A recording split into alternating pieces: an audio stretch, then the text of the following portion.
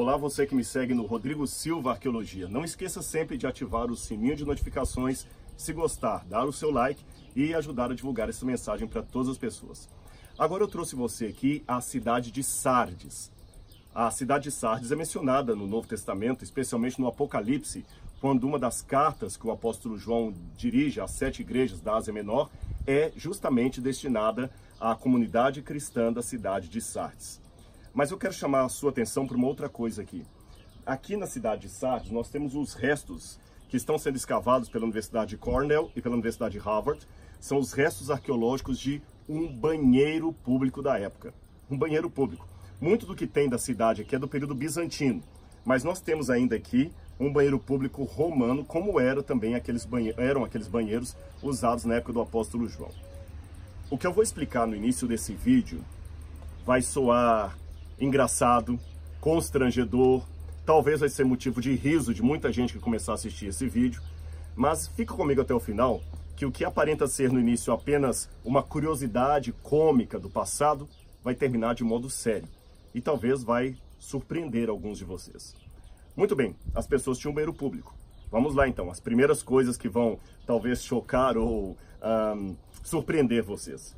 Os homens costumavam ficar no banheiro público e eles sentavam em latrinas como esta. Aqui eu estou numa latrina milenar. E eu sei que você está imaginando, cada um sentava do lado do outro. Então o sujeito sentava aqui, o outro sentava aqui, outro aqui, e ficavam conversando enquanto faziam as suas necessidades físicas. E eu sei que você está rindo, principalmente pela posição. Se bobear, vira até meme que eu estou falando. Depois que eles terminavam de fazer as suas necessidades, eles iam se limpar. Qual era o processo? Qual que era o papel higiênico da época? Preste atenção nisso. Eles tinham uma vara, geralmente vara de isopo ou algum tipo de vareta. Ele fixava essa vara numa esponja do mar. Uma vez que a vara estava fixada na esponja do mar, você consegue ver essas canaletas que estão aqui, bem no meu pé? Veja que tem uma canaleta aqui antiga. É incrível, porque isso aqui tem 2000 anos. O sujeito sentava aqui, com a sua vareta na mão, a esponja do mar fixada na vareta, e aqui passava água corrente. Ele pegava aquela vareta com a esponja, molhava na água corrente e se limpava. Eu sei que até pelos meus gestos você deve estar dando gargalhadas nesse momento. Depois que ele se limpava, agora vem outra coisa muito estranha para a nossa cultura, a mesma esponja com a qual ele se limpava, a mesma esponja que era usada como papel higiênico, poderia ser utilizada por outras pessoas. Como era o processo? Em algum canto aqui havia duas coisas. Em primeiro lugar, antes de eu falar o que havia aqui para esterilizar, do outro lado, isso aí mais uma curiosidade para você continuar dando as suas risadas por aí, havia dois tipos de funcionários do banho público, escravos na maior parte das vezes. Um deles ficava acendendo incensos para mascarar um pouco o mau cheiro. E o outro grupo ficava tocando instrumentos para também abafar o barulho de flatulências. E vamos agora à esterilização da esponja.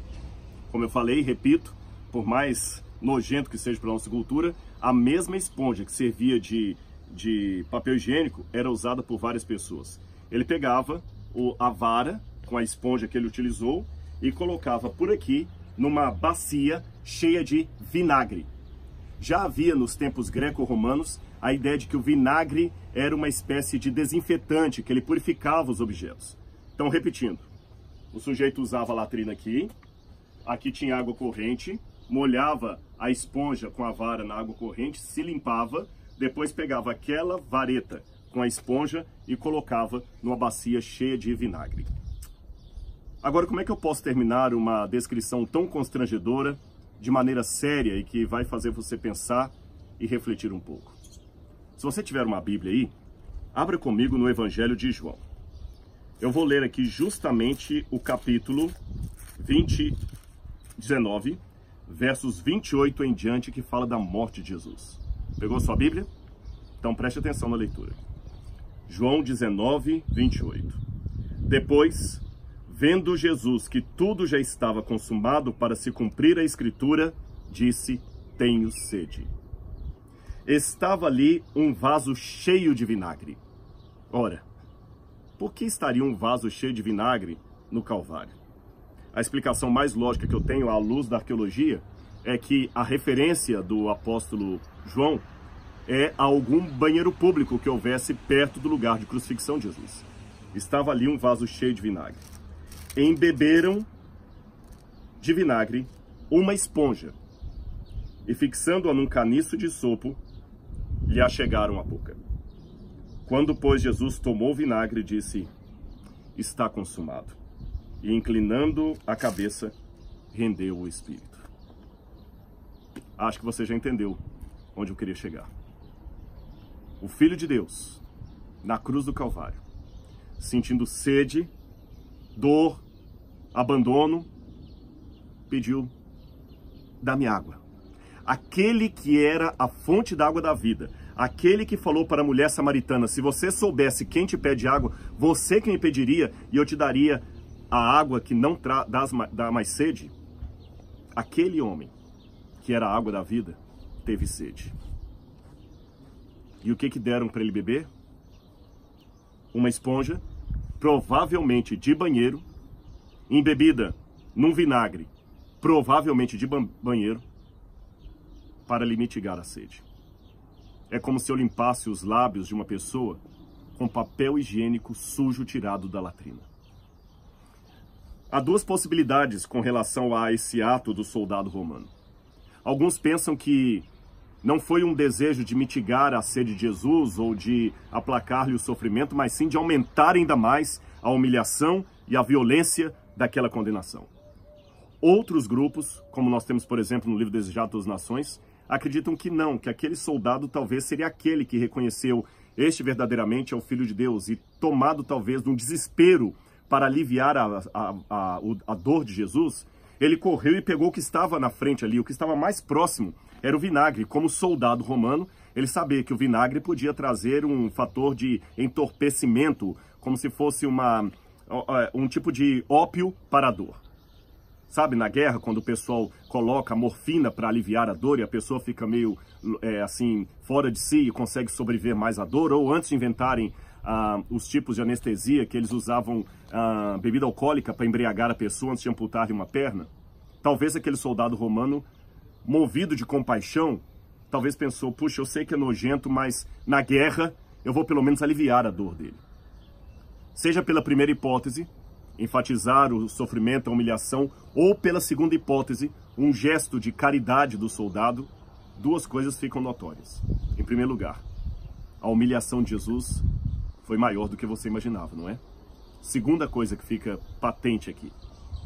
Quando Jesus experimentou o vinagre, ele não quis beber. Sabe por quê? Ele sabia que aquela bebida poderia mitigar-lhe um pouco da sede e aplacar a dor, porque seria uma morfina. Mas a que custo ele teria a sua dor amenizada? A sua mente ficaria embriagada. E ele não podia permitir que a sua mente ficasse sob o efeito do álcool ou de qualquer outro tipo de ópio, porque ele tinha que estar lúcido até o fim para que o diabo não tivesse domínio sobre a sua mente. Que diferença de muitos de nós que na hora da dor e do sofrimento corremos para as drogas, para a bebida. Não quero julgar ninguém, mas Jesus preferiu enfrentar a dor a sucumbir à alienação. Porém, mais do que isso, essa força que ele teve na cruz do Calvário é traduzida na graça que ele oferece a mim e a você hoje. Eu comecei esse vídeo com uma descrição talvez constrangedora, cômica, hilária e até nojenta. Mas eu tenho certeza que aquela risada que você deu no início, agora talvez seja uma consternação. Talvez alguns estejam até chorando, emocionados, em relação ao que eu acabei de revelar aqui. Pois ao ver um banheiro público romano, lembre do amor de Cristo por você. Ele morreu por você na cruz do Calvário. E por fim, eu só tenho uma pergunta a lhe fazer. Como podemos deixar de amar alguém que nos amou tanto? Muito obrigado por estar comigo mais uma vez nesse vídeo. Que a graça de Jesus esteja com cada um de vocês.